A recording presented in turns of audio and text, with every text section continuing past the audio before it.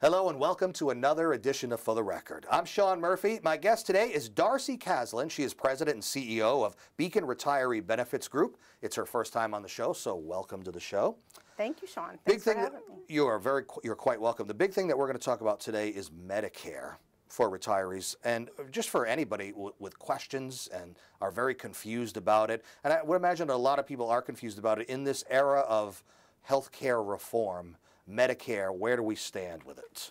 Okay, well, your timing is good because we just entered the annual election period, which started October 15th. Basically, it's like open enrollment, basically. Open enrollment. And this is the time where Medicare recipients can make a change to their plan for January 1st. So there's a lot going on. There's a lot of communication material going on, going out the door. If you're turning 65 or over 65, you're getting bombarded with big packages every day in your mailbox and very confusing material to try to sort through. So the timing of your show is very good in that regard.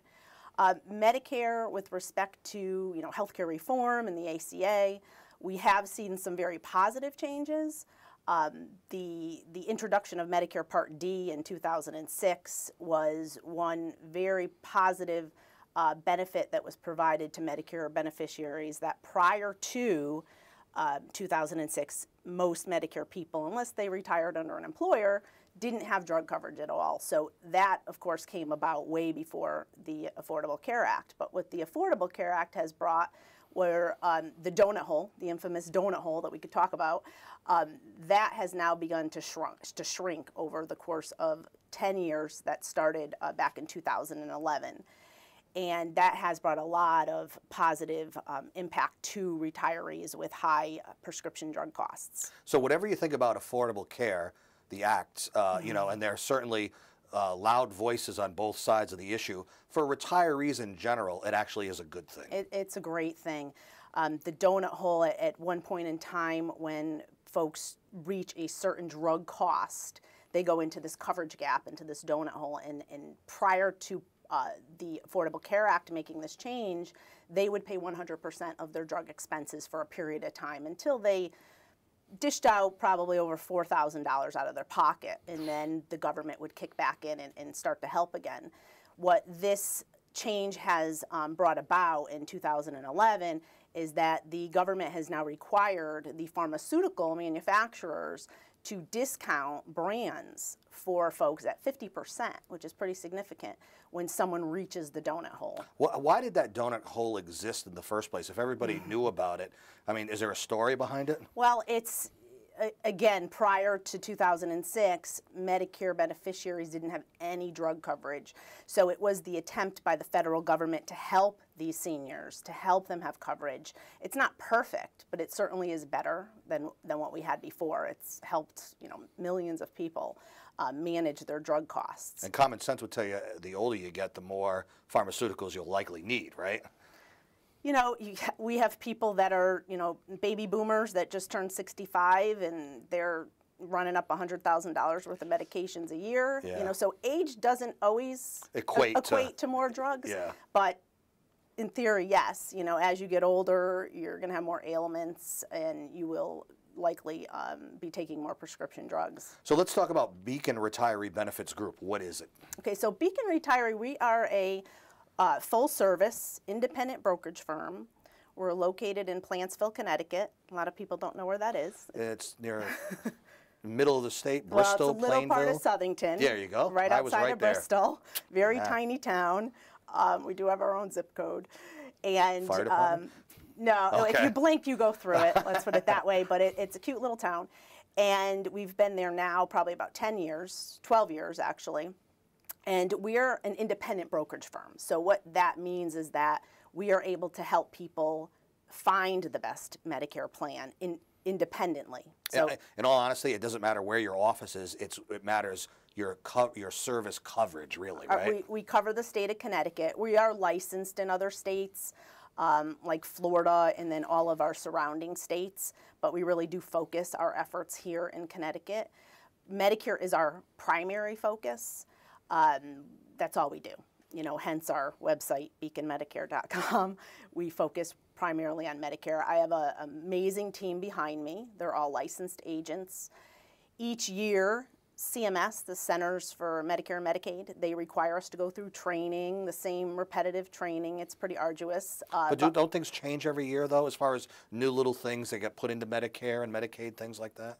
What mostly changes would be the plans that are offered. So Beacon Retiree Benefits Group for many years, and the company was started back in 2004. 1994. My husband started the company. It was Beacon Financial Group, and in 1998, I joined the firm. He wasn't in the Medicare business when I came on board, so I came on board with my thousands of Medicare beneficiaries with me. Okay, so he kind of inherited that, He inherited it, but he loves it. Yeah. And we work very close together for all of these years. Most of our business over many years has been in the employer group side of the business. So here being in New London right now, Electric Boat retirees are our largest client right now, and we've been working with EB retirees for 17 years. Next year will be our 17th year. We put a program in place for them back in 1998.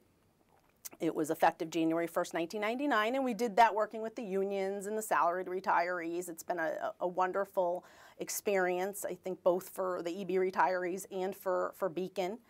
And my team is there, 8:30 to 4:30 to service any problem that an Electric Boat retiree You're has. right on site? We're on site in Groton for many weeks in November. Okay, for the open enrollment period. For open enrollment period. We negotiate the plans every year. We actually have great news for 2015. I haven't actually released it yet, but I think... Is it going to be on this show? We're going to release it?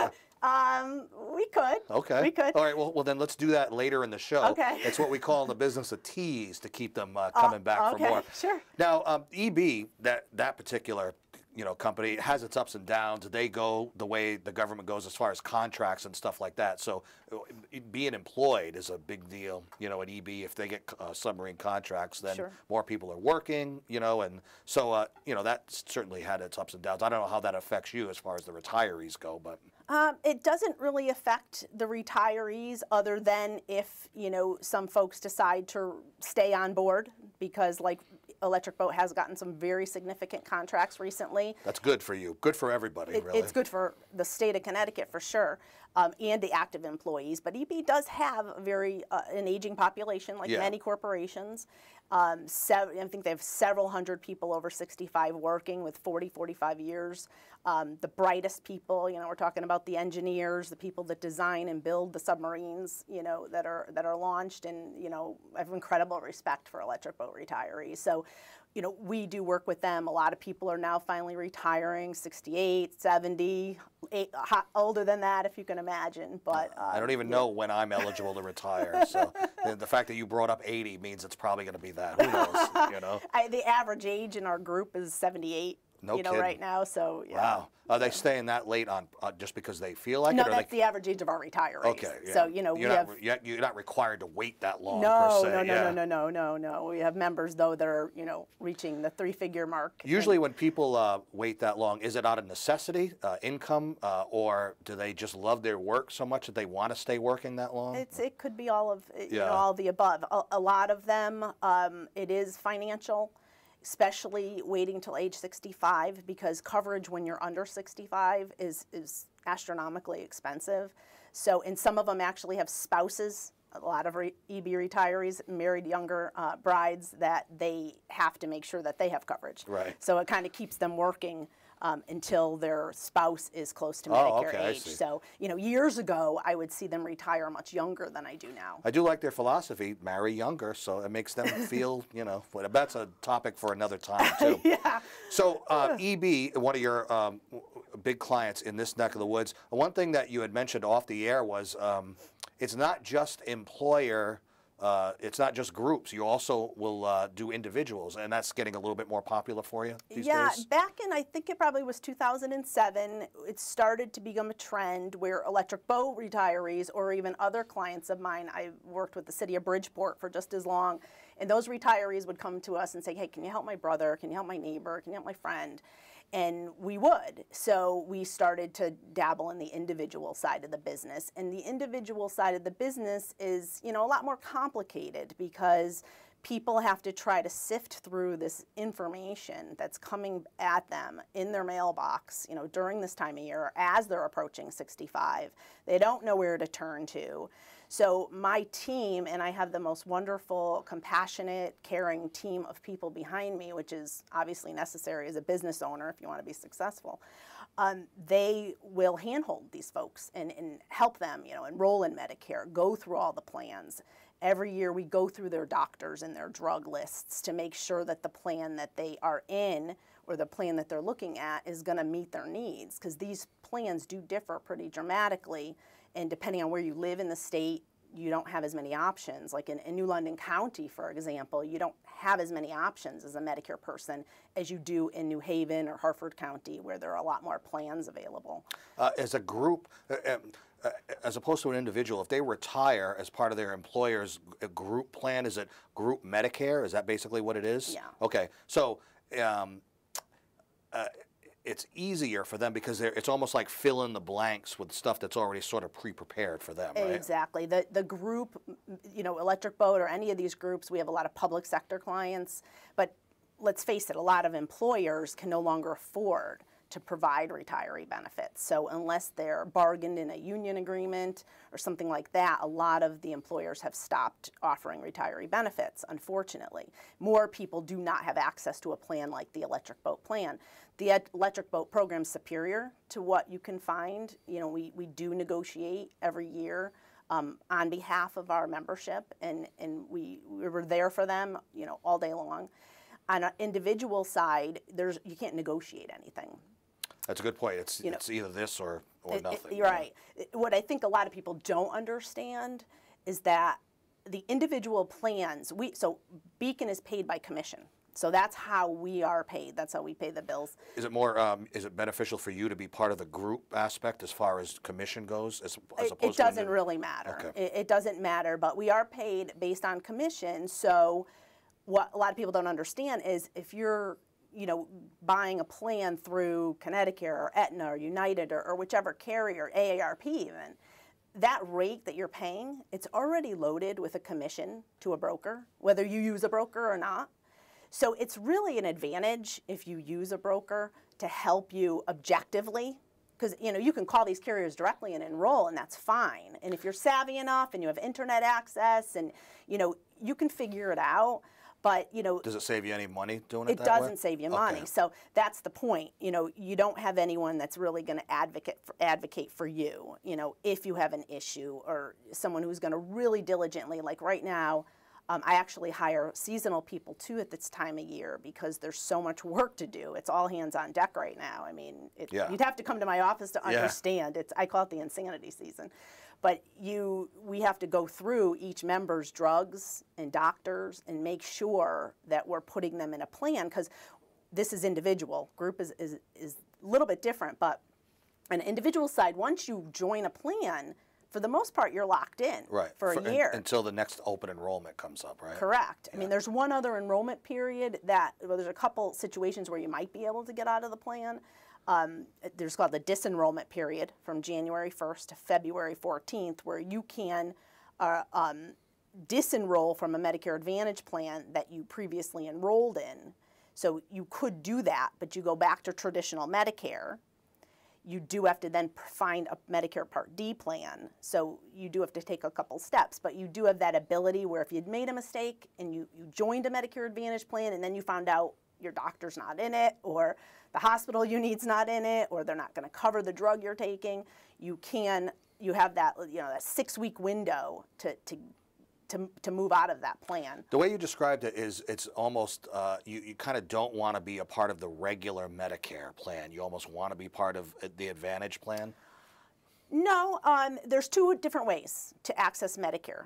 Okay, so you can go on a Medicare supplement plan where Medicare pays all your claims primary. Supplement plan picks up gaps. Right. So Medicare doesn't cover most things 100%. Right. So for outpatient services, there's a deductible, co-insurance. Inpatient, there's a hospital deductible.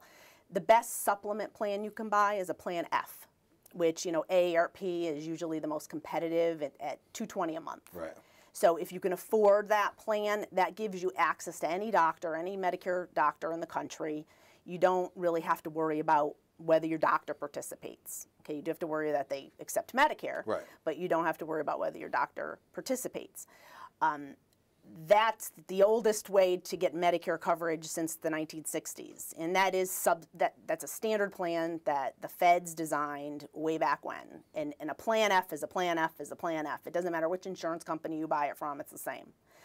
The price differs, customer service obviously will differ, and you know, they're all over the map. So if you went on your Connecticut Insurance Department website, you can get the rates, and you'll see they're everywhere. They can go from anywhere from the $220 for AARP, you know, all the way up into the $400 for a Plan F, which obviously they're probably not selling any if they're priced that high. So then there are other supplement plans that came about through the last number of years where, you know, there's a Plan N where Medicare's primary. You're going to run out of letters soon. Yeah, exactly. They are. A Plan N where Medicare's primary, but you might have to pay some co-pays at the doctor's office. The bottom line is it's just a matter of sifting through all this and finding out what's appropriate for you based on need and also financially what's appropriate for you. Let's hold that thought right there. We'll take a break. Why don't you give out the website, by the way, before, and then we'll come back and talk some more, okay? Okay, so our website is beaconmedicare.com. So www.beaconmedicare.com. Pretty simple. Darcy Caslin, the president and CEO of Beacon Retiree Benefits Group. We'll take a break and come back because we've got a lot more to get to. I'm Sean Murphy. This is For the Record. Stay with us.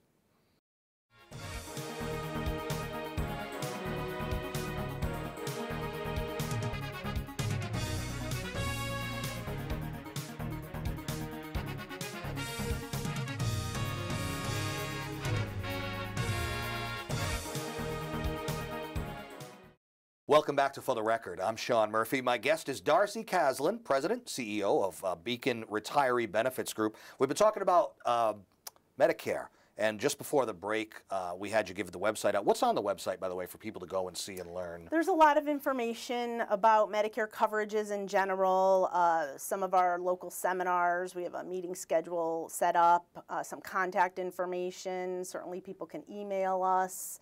There's Electric Boat, I have a whole section for those guys on the website. What else? Information on Medicare Part D. Which is the pharmacy stuff, the drug stuff. But I want to go back to the Medicare Supps if we could. Yeah, let's do that then, okay. Okay, so Medicare supplement plans are always, Medicare pays primary, and one thing with Medicare supplement plans is that from year to year, those plans do not change in benefits. Okay, so that's important for people to know. So if you're on a Plan F or a Plan N or a Plan K or L or M, there's quite a few. By the way, we could do a whole show just on what the letters mean. Yeah, absolutely. But those plans are standardized. So they do not change year to year except for their cost.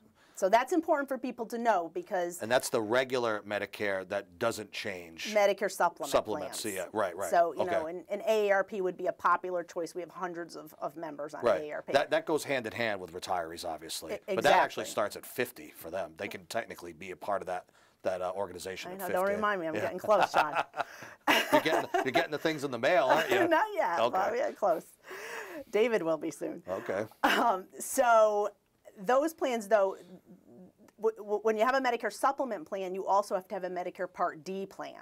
So the folks that are happy with their supplement plan, they don't need to waste their time, looking at the benefits of them because they don't change. They want to look at the cost. They need to spend their time on their Part D plan, their drug plan, because formularies change. That's the list of covered drugs. Copays change. Thresholds change. So prices, premiums change. So anyone on a supplement plan should have a Part D plan. They should look at their Part D plan. On the other side of the spectrum of Medicare plans are Medicare Advantage plans. And those do change. Those do change. Right. And you really need to pay attention. So those are plans that their networks can shrink. United Healthcare made a dramatic change to their provider network last year. It caused a lot of panic. A lot of people had to make changes. Those plans can change from a network standpoint. They'll change from copays, premium. You really have to pay close attention and analyze those. So to make sure your doctors are still in there, that the services that you're getting are not going to change. You're not going to go from paying 0% to 20% for certain items. Will people get caught off guard and this will be a total shock to them when there's that dramatic a change that occurs? They, the Centers for Medicare and Medicaid, CMS, they really do monitor all of this, and they have to approve everything, and they actually have to approve a lot of the language that goes out, which makes things more confusing. It's supposed to make it more understandable, but it does just the opposite, right? It does. It makes it difficult for the insurance company to keep it simple, let's put it that way. So, but they do have to send out what they call an annual notice of change. And the annual notice of change will tell you how your plan is changing. But there are a few plans in the state that are just removing some of their plans. So if your carrier discontinues one of their plans, you need to make an election, or you're going to fall back to traditional Medicare.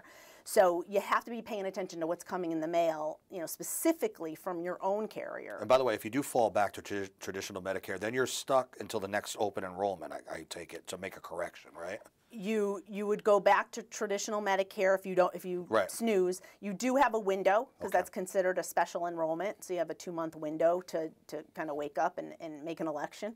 So those are other things that some people don't realize, what their limitations are and what rights they have. But people do have rights under Medicare to make certain changes.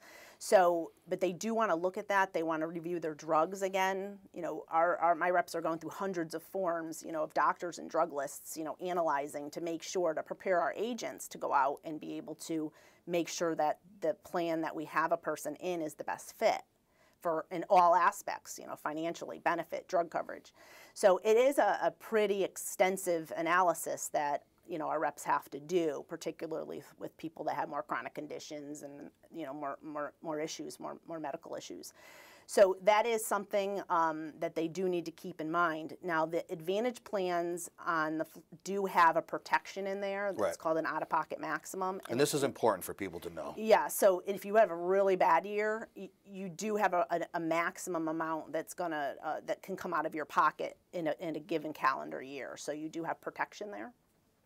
But those plans do change from year to year, and I know we've seen some significant changes, and my agents are actually way more, I would call them experts in the individual side of the market, even compared to myself. I know some of the changes that are going on. But you mean individual as opposed to the group stuff? As opposed to the group stuff. They have to be in tune on the group stuff, but they are entrenched on the individual side and on the road all day long and meeting after meeting. So they really need to know every nuance in these plans. So if they meet you and you have oxygen and maybe you have some Part B medications and there's other chronic conditions that you're dealing with or particular drugs you're dealing with, they have to make sure that they put you in the most appropriate plan, and we really take that very seriously. So why does it have to be so complicated? I know you're doing a great job of explaining it, but and would you agree that probably going to someone like you is like the best way to cut through all the complication of it, because you kind of take care of all that stuff and do the explaining, right?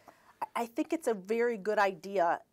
If you're some retirees are very savvy. They have internet access, but some don't. But some don't. Yeah. And if you don't, you really should contact a broker. It doesn't have to be Beacon.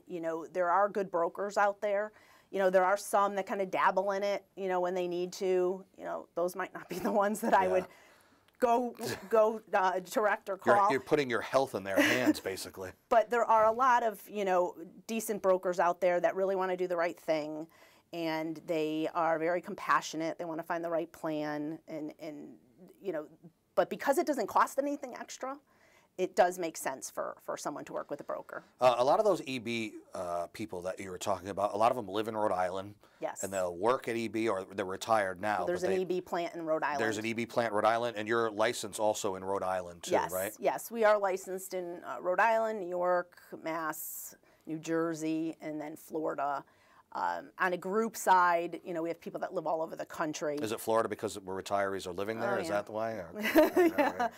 Probably someone called me up and said, "Can you help me with, you know, some people in Florida?" And I said, "Yes." Yeah. Let me get that license, and I'm Let me get the license. You know, you have to get fingerprinted in Florida. Is that right? In order to be licensed. No kidding. So there's a lot of regulations and compliance that we have to follow. You know, the way you described your job and about how busy it is now for you because you're in that basically that open enrollment. You sound like the tax people, right? You know, until April, and then Exactly. So how does your job change after February or after the enrollment aspect is over? What happens? I know you can exhale, right? I take 8 months off. No, I'm kidding. No, you don't.